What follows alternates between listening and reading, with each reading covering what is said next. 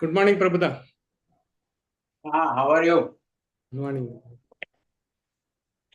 Shri Gurubhyo, Paramagurubhyo, Srimadananda Tita Bhagavat Padacharyobhyo Namo Namaha.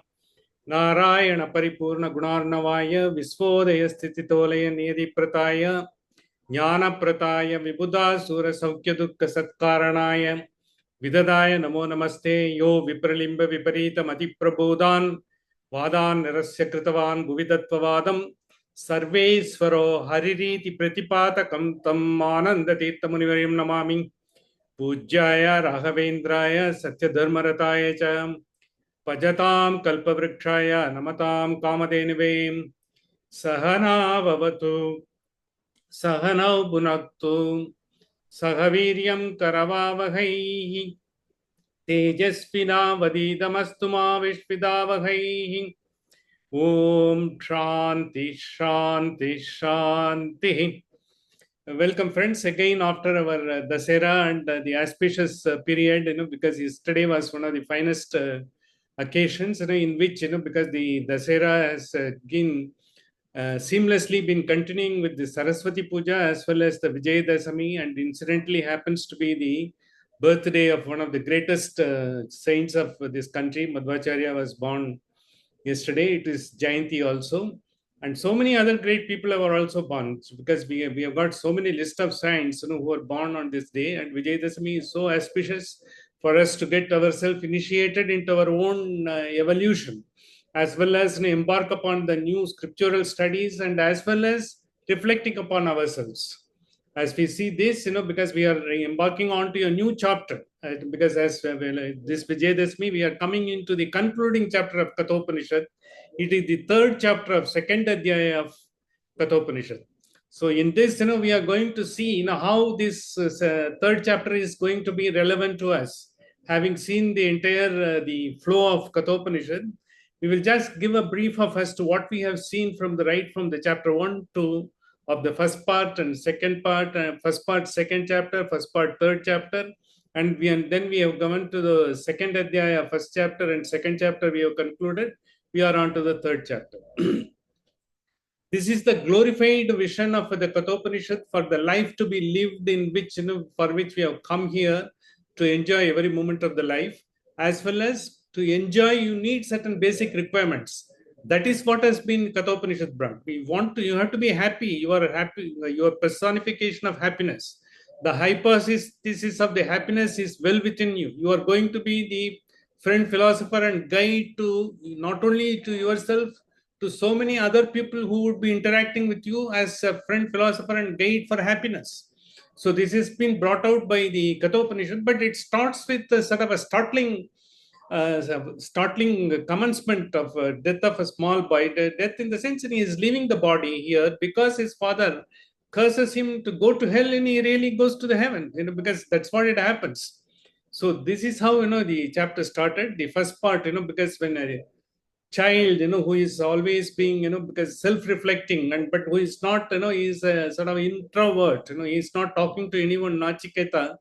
He is observing everything around him, try to imbibe all the knowledge with him and get all the good qualities, as like any sort of a child conforming to the norms, as well as to live in this world, brought about in a disciplined atmosphere. How you would know, he does the same thing, but he's not expressive. He doesn't express him, because there is no point in expressing, because when you, this somnolent silence, the law of the Lord is love, and the language of the Lord is silence. Once silence pervades you, your language is much more beautiful than what you can speak with your tongue.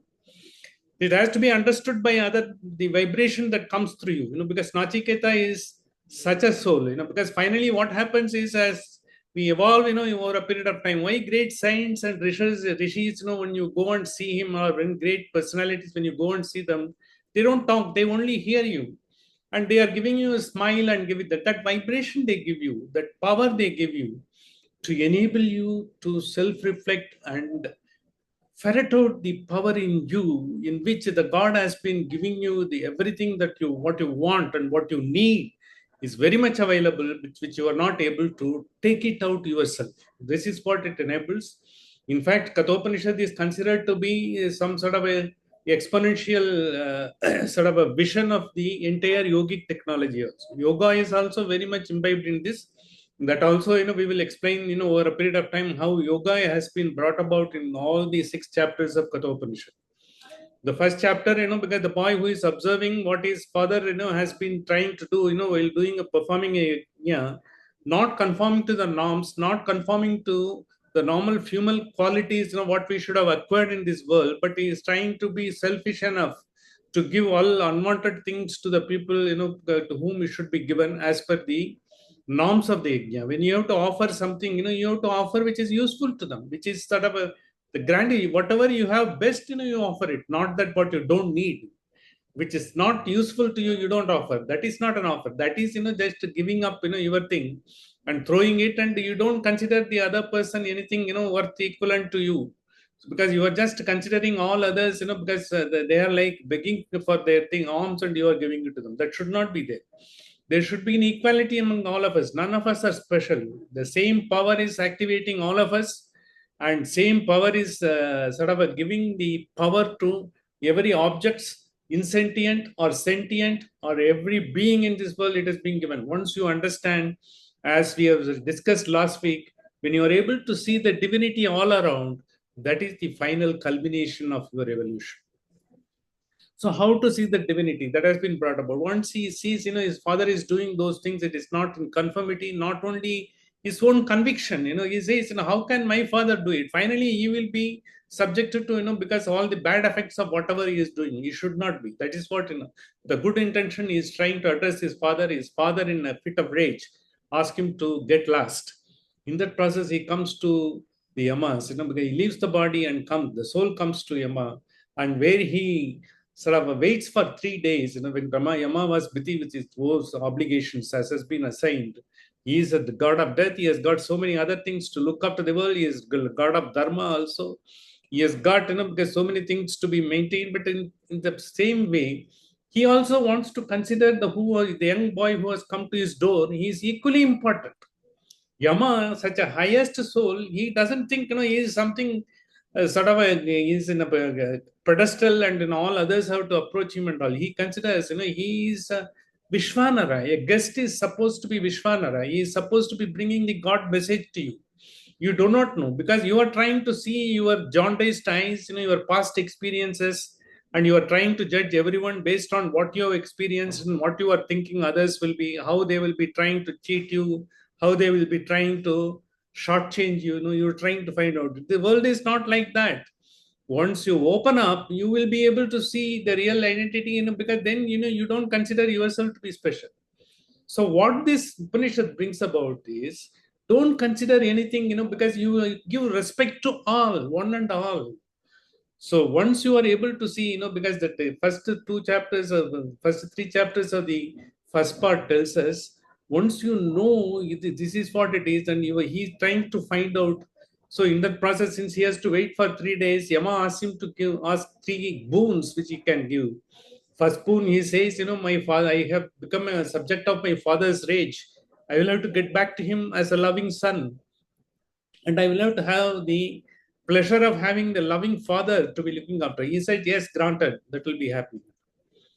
The next he says, because when I will be getting that that means, he can eventually be getting back to his place. And the second one, he says, I should know, because what is the utmost, the all the sort of, the disciplines I have to undergo, so that, I can evolve into a very good human being. Like whatever has to be done in terms of rituals, in terms of behavior, in terms of attitude, all the three. So rituals alone will not help a person. The attitude will have to come with that.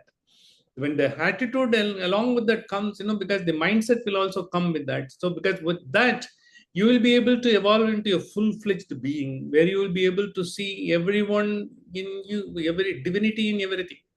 That is the only possibility. So he teaches him the Vaishvanara Yajna, which is the highest form of ritual, anyone can perform in this world, having come to attain the highest bliss of the God. Or if you want to say, they remove the veil of the Maya. Either way, it is a grace of the God that is called Maya. When the grace is there, you get everything. When the grace is not there, you will not be able to get that, you'll have to work for that. It's not that it is the final end of it, be all and end of it all. You will be able to go through. So how you have to go through, and then he has come back to it, because in the world when you are trying to do, how am I to get all these things? When Nachiketa asks, you have already, because he induces him with a lot of worldly benefits. You will get everything, you land and wealth and whatever you want, even the pleasures of the world, which you, for you to work and seek, they will all be delivered to you at your doorstep like Swiggy or Zomato. You will be able to get all, because why do you bother about asking? Because he asks a third question, which is a very difficult question. Even the greatest of beings here, the greatest of saints have been working to understand. Most of them were not still in the process of understanding, because why are you getting into yourself? Such a young boy, he says. But he is such a indominant spirit, because with the Nachiketa says, no, I will just have to know, and I will have to know from you. You are the master of everything. Having come to you, if I don't know, because I will not be liking to know from someone else, who doesn't know, who may not be knowing and all. You are the embodiment of all the knowledge. I would like to know only from you, because he is Dharmaraja. He knows that. Having done that, the Yama takes him through the steps. And next steps, he says, in the world, so many things are there. They are all pleasant. We call the Shreyas and Prayas, we said, which are delightful and which are which is delightful and which we are disciplined. Both are required. Shreyas is the one, which takes you to the highest, you don't have to work about, because it will not give you always, it gives you what you need exactly. Praise is the one which weans you away from your effort and from your self-reflection, trying to gather yourself to your moving. It takes away everything. So Shreyas and Prayas are the two words, which we have seen in the second chapter. And he also compared the entire body, mind, and intellect to that of a chariot. The chariot is, because chariot metaphor was there, we have seen all our senses as like the horses, and the rein which is controlling is the mind. The mind is being driven by the intellect, and the intellect finally is being driven by the power, the self, or the soul. That Paramatma, he gives the entire thing, and because then it is giving the how it has been compared, because how, if you want to reach your destination and fast as well as speedily as possible, you will have to have the control of senses, in the sense regulation of the senses. Not that you all your senses will have to be controlled so that they sit idle. They will have to be walking in this world. You have to attain your destination. The horses will have to run, but they have to sink, and they will have to coordinate themselves to reach the destination. That metaphor he brought it on the third chapter of the first India, and then he compared, because how the metaphor, there is a hierarchy of the metaphor. The senses are there, and the sense beyond the senses, there is sensibilities. Sabda, sparsha, rupa, rasa, gandha. It's the object themselves don't attract you, because the sensibilities, which attract you. Because what we want to touch something and get the pleasure of it, you want to see something and I want to see something, get the pleasure of it, and I want to hear something which is pleasant. Someone praises you, you will be happy to listen, and you are like as good as a ma. You are as bright as a sun, and as courageous as a Mars. It is very worthwhile to hear, very pleasant to hear. But it's the fact we know what are all, because the covered eyes in us, we know, and even the darkness in us. Unless you know that, because all these things will not help. The sensibilities attract you to the world, the senses, sensibilities, and then the mind. The mind, because it gathers everything, whatever comes, all the cobwebs come, but then the intellect brings the discriminating power to screen away and sift and get what is best for you, and because you are able to get it, gets into your treasure trove. And once you get that, because you are getting in, once you are able to get your own intellect, you are getting into the intellect, universal mind, what we call the hiranya garbha avyakta. When you go there, and then you are able to get the best out of that. That means, you are going beyond, you are transcending yourself. You are not confining, you are not limiting yourself. You don't believe, because I am this, I am having this, I am. Once you have I am and all, it will be, you will be putting the fence around you to come out of the fence, finally, because you will have to get that. That is why, because the third chapter, the mantra was there: arise, awake, and get now, not stop not until the goal is reached. That's what. And that famous mantra, which Vivekananda made it into a sort of a workable dictum for everyone, that is the, the final mantra that is. Then when it's Nibodhita, when he says Nibodhita, in the sense that finally don't stop. We have that perseverance to get through. And that mantra, gave us the full-fledged effort to go. Once we have got into that, we have came into the second chapter. In the second chapter, again, it gave you, because how you have to self-improve, how you have to self-actualize yourself with the powers what you have. Paranchikani Vyataranat Swayambhu. Because the all other worldly objects, you have seen already the metaphor of the chariot, you have already seen the hierarchy of the senses, sensibilities, mind, intellect, and all. Having seen that, he also says, once again, he gives you the guidance. Because all said and done, you think, it is the be all and end all, because as you have to work with the world, every day is different, every moment is different, and every time, because like Shankaracharya says, we are walking on the skin of a banana. You will always be slipping down. And with what time, you will be slipping down, in what ditch you will be slipping down, we don't know. That's why, Paranchikani Vetaranath Swayambhuhu Parang Pashyatina Antaratman. You will not be able to self-respect. All of them will take you away. And once you have, that is why, it says in you just, finally, if you are going to, once you understand that, you will not be like a child. He says, once you are indulging in this world, Balaha, he says, you are like childlike. You have not learnt anything. You have to learn so much. And that's what the second mantra said. And then it gave, because what is the Hiranyagarbha? Because when it gave the Hiranyagarbha, it is the one where the universal mind, you are able to get the best for you, and you are able to get the best, not only that, assimilate the best, and your own qualities improve so much, and finally you get into further work in progress as you go on finding out, and then slowly you leave all those unwanted qualities. Then said Kama, Krodha, Mada, Mascharya, all of those things are slowly leaving you. They will not leave on their own. They are all attached. You are like a magnet. As long as the desire is there, they will all be with you.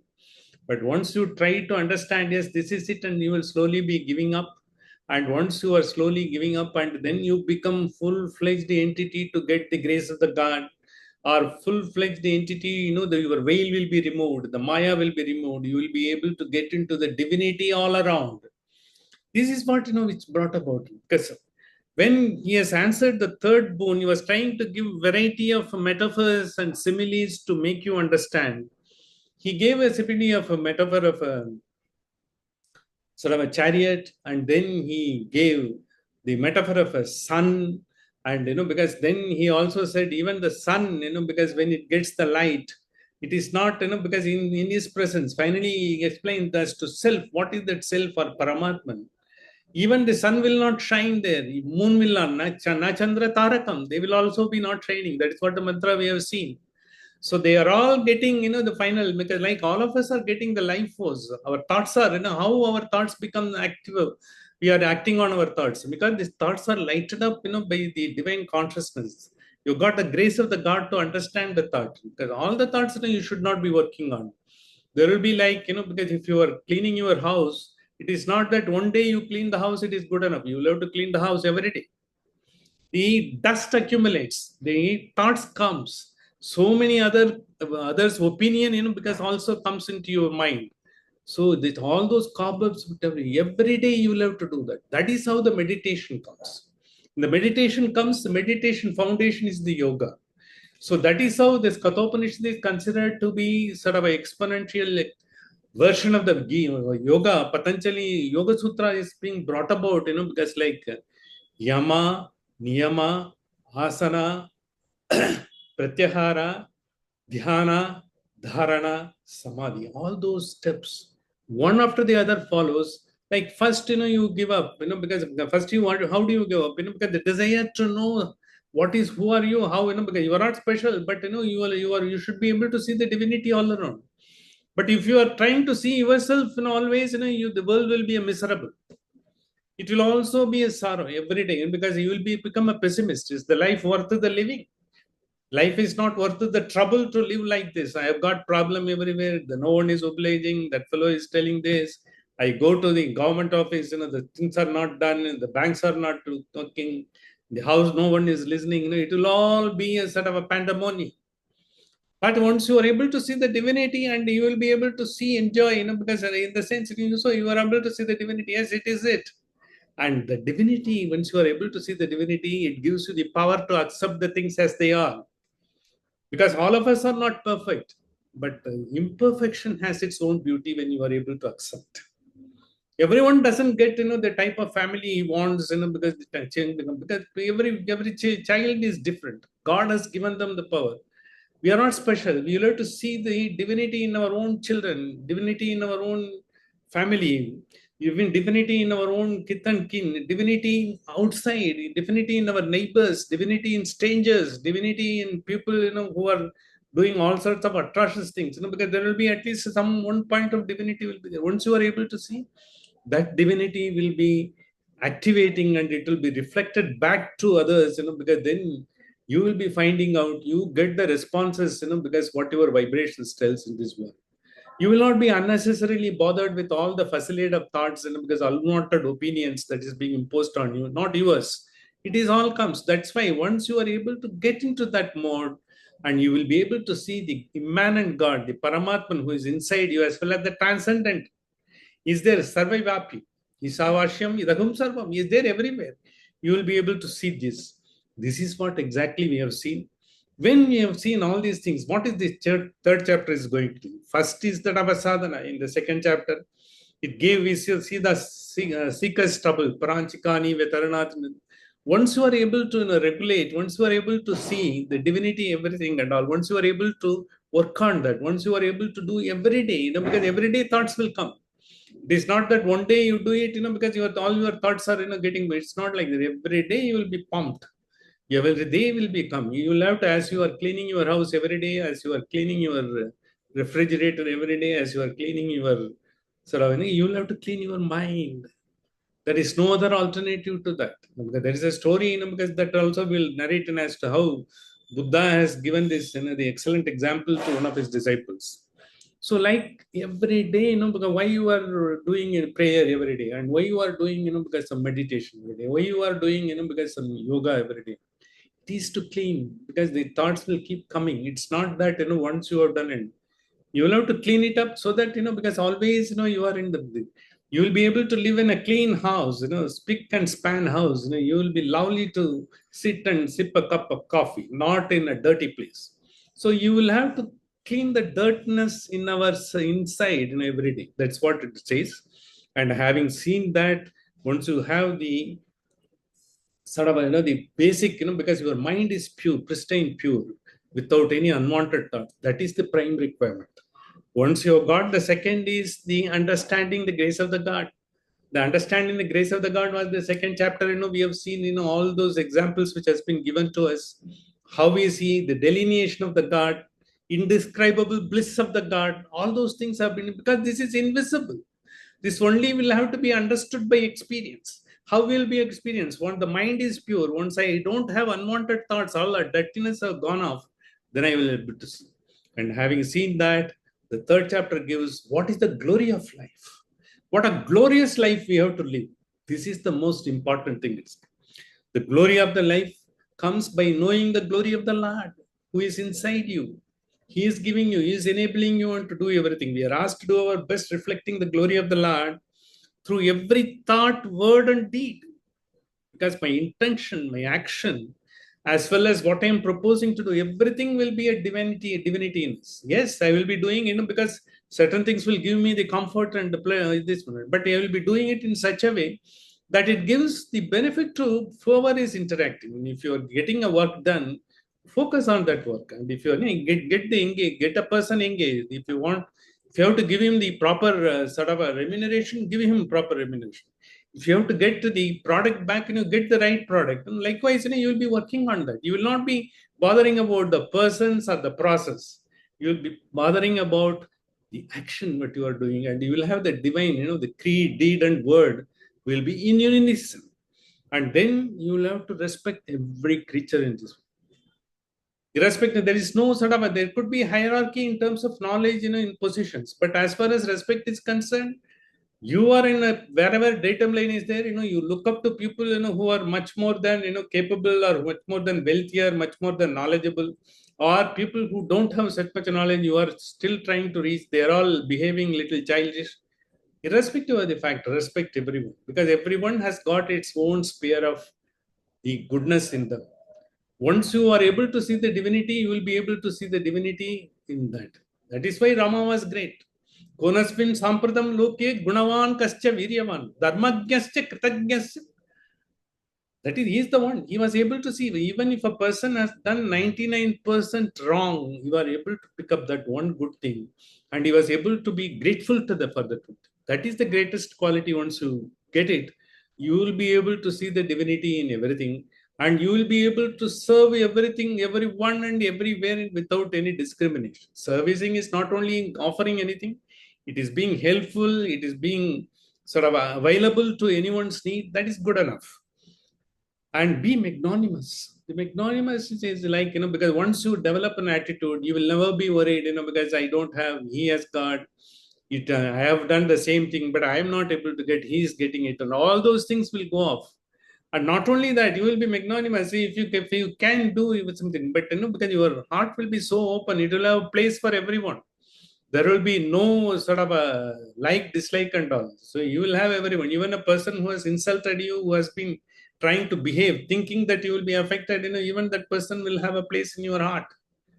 That is what, once you do that, you just, once we try to attempt and inculcate that happiness, we will find that pleasure of it. Once we find the pleasure of it, that ultimate happiness, because it's sort of inexplainable that we can get that. That these are all the qualities, prime requirement having done. Now he comes and the Upanishad says, the master says, with a wonderful prose and the poetic, because the diction, they have come out with a beautiful mantra in the third chapter. This is the first mantra. In your page 122 of the document I have sent to you, it is told the tree of samsara. So the tree of samsara, it is the second chapter, second part, third chapter, first mantra. Urdhvamulam, Urdhvamulam avakshaka. See, Urdhvamulam in the sense, because normally, when you see a big tree, it has got it should have a great, because it should have a wide roots that have gone above. Should have a big people tree, people tree you see somewhere and all. Sal tree, somewhere. It must have a roots going, several sort of a feet and several miles, in fact, and somewhere it happens and all. Having its roots, and then its branches are all there. That's what we see, because the entire trees are there. Here it says the human life in the sentience and the creations all are urdhvamulam avakshaka. The roots are above. All the roots are above. You are getting, the entire divine power from there. You are getting your knowledge from there. You are getting the strength from there. Your body is made of panchabhuta. They are all from there. Urdhvamulam avakshaka. And the branches are below. It is the inverted tree. The creation and the creatures, they are all inverted tree. It is like the power, which your roots are above, because you are getting all your sort of a nutrition, everything from above. And you are, because the branches and all the leaves are considered to be Vedas. We will see, how it has been explained. It is like the first mantra of 15th chapter of Bhagavad Gita is entirely similar. It is almost word to word. The meaning is same, but only, because the sort of a conjuncture of the words are different. We will see how first mantra of 15th chapter of Bhagavad Gita and this first mantra of the third chapter of the second adhyaya of Kathopanishad synchronize and give the same sort of essence in everything and all. It has been repeated so beautifully, appropriately, by our rishis and our great saints, so that it gets rooted in our thought and behavior. Urdhvamulam avakshakaha, all our roots are above and the branches are below. Yes, Ashwataha Sanatanaha. This is sort of a time immemorial. It is not today, or as your soul is, Sanatana, and because the entire creation, it is time immemorial. It is there because the entire creation in the world and all, it is like the roots are above and the branch. This is the ancient Ashwat people tree. Because why Sanatana is called it? Because the entire your creation and creatures and the life, everything.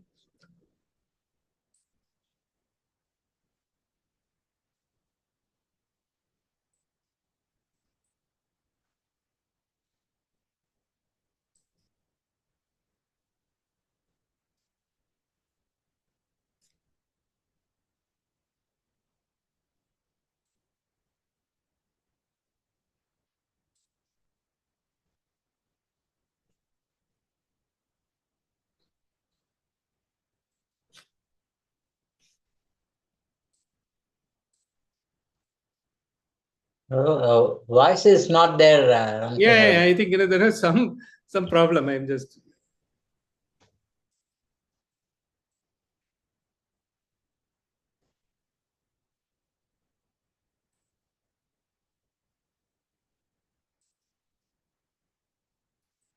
Are you able to hear? Hello? Audible. It's Yeah. audible now. Some problem. Yeah. So Urdhumulam Adoshakam. So this is the Sanatana because the word Sanatana has come, it is time immemorial. That is why, Sanatana Dharma is not something, because it is telling a religion and all. It is just telling the entire the world. It is describing the cosmos. It is describing the universe. So it is not something of a knowledge or, because it's a religion or, it is a sect and all. Sanatana is a word, it describes the entire universe. That is the full-fledged description of the entire cosmos. And when Yesam Ashwataha Sanatanaha, because how it is Sanatana, we will be seeing one after the other. Tatteva Shukram, Tatteva Brahma. Shukram, in the sense, that is the ultimate luminous shining. There is no shine beyond that. Shukram has got another word. Madhvacharya has given a beautiful interpretation of that. There is nothing called a lack or sorrow or something like that, because any negative thought. Nothing. Shukram in the sense, nothing negative. It is all positive. It is always blooming. You are always, your face is blooming, in the entire, your personality is blooming and the entire vibration is blooming. You are not bothered. But Tad Brahma, that is that final Brahman is a sort of a, when he gives you the grace, that is the final ultimate, the aim for everyone to get. That is it. Tateva Amurtam Uchati. Amurtam Uchati in the sense, that is the final immortality one can look for. Not that, I will be remembered for centuries and I will be remembered, there will be a statue raised here and there, and because people will be writing my book, and every year they will have an anniversary and everyone will talk about he was this, he was it. That is all rubbish. This is finally the immortal, when you finally get it, because it is your own, when you are able to understand, you are not only representing yourself, you are representing the entire, the universal consciousness. You are getting into that mode that you are closer to the ultimate power. You are getting his grace all through. Finally, when you are getting it, because you are not getting, into a moment in which, you will get lost. You are always awake. Arise awake. Stop not till the goal is reached. That is, you will be already, awake. You are not in sleep. You will come on. So likewise, that particular stage, once you are even, Tatyeva Amritam Uchate. Tatyeva Shukram Tat Brahma. Brahma in the sense, what is that? Because ultimately, that's what you call Brahman and all. The Brahman is the one, because finally when you go near, you will be able to see, get the qualities of the bliss. The quality of the bliss is there, there will be no lack, no sort of, because no happiness or no, finally you are always in a state. You are able to enjoy every moment, and in the sense, because that is where you got nothing left and all, because you are able to see everything. You are at par, with the ultimate knowledge and the power and the bliss that is there and all. At that point, nothing more to be obtained. You got everything. That is mukta, mukti. That's what we call it. That is the mukti. All the philosophies are talking about, but they are doing it in a different modes of realization. Realization is how you will be able to understand that. No one can, no guru can come and teach you, this is the mukti and all. You will have to realize yourself. They will all show you the path. They will take you. And like, because when you say Krishna, Jagat Guru, he is the Jagat Guru, and all other gurus show that Jagat Guru. Finally, when you go near and when you get into the atmosphere, where his bliss is available, You will have to do that. But for that, you will have to prepare yourself with all these, because steps, what they have seen right from the first chapter, first adhyaya, first, second, and third chapter, the second adhyaya, first and second chapter, and the third chapter, because we have come here to how to get that glory, and how to know that glory, how to understand that glory, how to live up to that glory. Whereas your creed, deed, and word, because they all culminate together and get it. Tasmin loka shita sarve, in which, the entire universe, which known universe, unknown universe, even, because few galaxies will be found, few more universe, they may be saying it is still available apart from this universe. So all those things, in that order, as Einstein has said, because God is not playing a dice. He has already set everything, because you are only getting to know as you are capable to know. You are not able to see even the mystery of the world. The wonder of the world is so vast, you will not be able to, you will be able to get one or two apprehensions here and there, and you will never be able to comprehend. This is exactly, what has been brought about. Tatyo atyetina kaschana. None can transcend that. You can't beyond. If you say the infinity, you can't go beyond the infinity. Where is the limit for the infinity? The infinity, the horizon, you walk and see, because you are going to reach that horizon will still expand.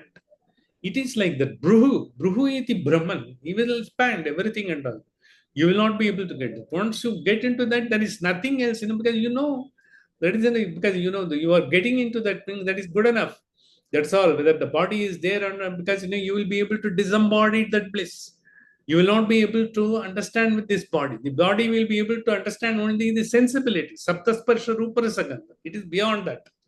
You understand the Paramatman inside you, and you are able to see, because that is the limit. You can't transcend. That is what it is. Tatyu atyetina kaschana.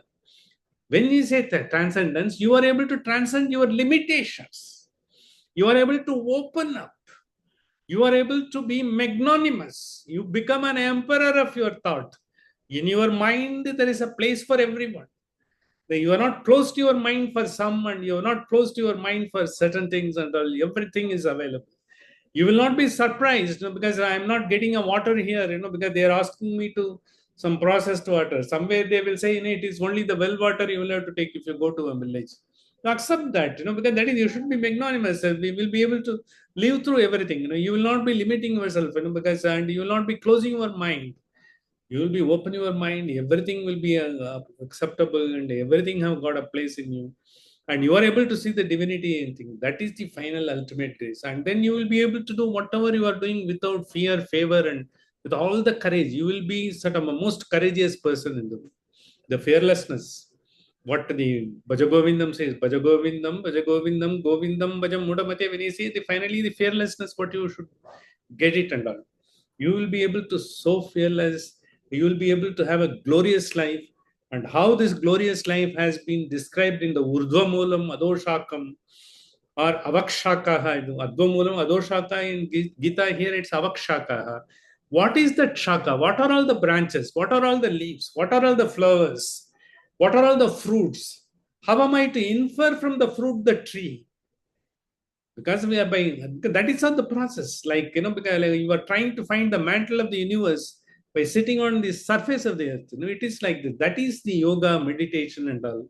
Why yoga, meditation, and all come? To see the invisible, to understand the invisible. The visible thing, always, we understand, we touch, we have got the sensibilities to do that. With this, it has taken up to the ultimate glory of life, how we will have to live. And that is what the Upanishad has brought in. We will see in detail next week. Sahana vavatu, sahanau bhunaktu, sahaviryam karavavahai, tejasvina vadidamastu ma vishvidavahai. Om Shanti Shanti Shanti. Yes, Prabhuda, எப்படி போய் தசரா எங்கதான் இருந்தீங்களா? இங்கேதான் பெங்களூர். இன்னைக்கு நேத்திக்கு முடிஞ்சது இல்லையா எல்லா இதுக்கு கும்பகோணம் போயிருந்தோம். கும்பகோணம் போய் எங்க கோவில் கோயில் எல்லா கோயிலும் பார்த்து 10-12 கோவில்லாம் பார்த்துட்டு 3 நாள் போயிருந்தோம். நேத்திக்கு தான் வந்தோம். வந்துட்டு அப்புறம் நேத்திக்கு விஜேந்திர தீர்த்தர் பிருந்தாவனத்தை பார்த்துட்டு சாரங்கபாணி, சக்கரபாணி, கும்பேஸ்வரர்,